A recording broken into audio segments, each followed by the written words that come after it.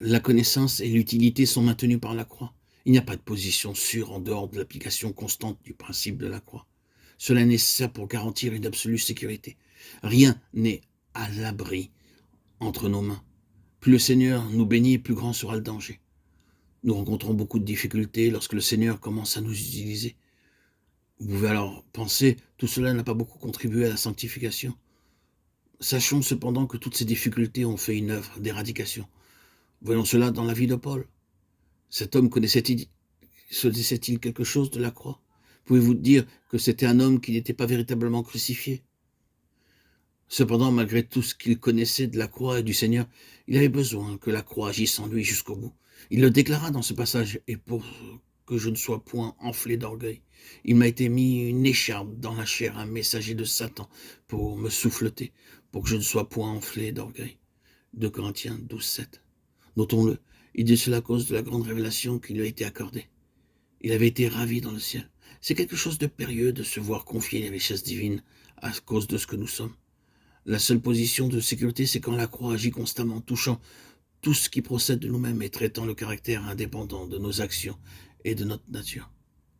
Considérez tous ces apôtres. Prenez Pierre. C'était un homme qui voulait agir indépendamment et qui aimait faire les choses de sa propre initiative, agissant comme il l'avait décidé. Nous le voyons dans ses réactions inattendues.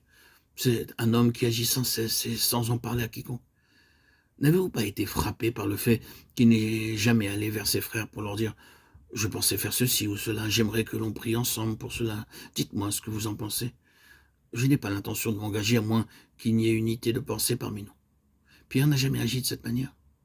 Il avait une pensée, aussitôt il agissait. Le Seigneur l'a bien résumé lorsqu'il a dit « Quand tu étais plus jeune, tu te saignais toi-même et tu allais où tu voulais.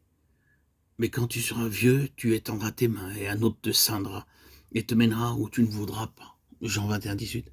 C'était Pierre, avant que la croix soit agissante en lui. Mais voyons-le plus tard, pourquoi dans ces premiers chapitres du livre des Actes, nous disons Pierre et Jean, Pierre et Jean, Pierre et Jean. Ils agissaient ensemble maintenant. Il y avait une relation. N'est-ce pas la preuve que Pierre reconnaissait son besoin de coopération et de communion?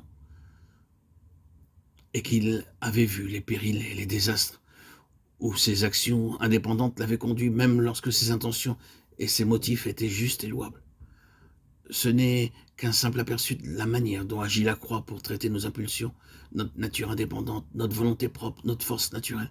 La croix doit traiter tout cela afin que les choses qui nous ont été confiées soient en sécurité pour Dieu, afin de nous maintenir dans la vie et dans la connaissance grandissante du Seigneur, par laquelle se trouve toute l'appréciation que nous avons du Seigneur, toute notre utilité et tout notre service.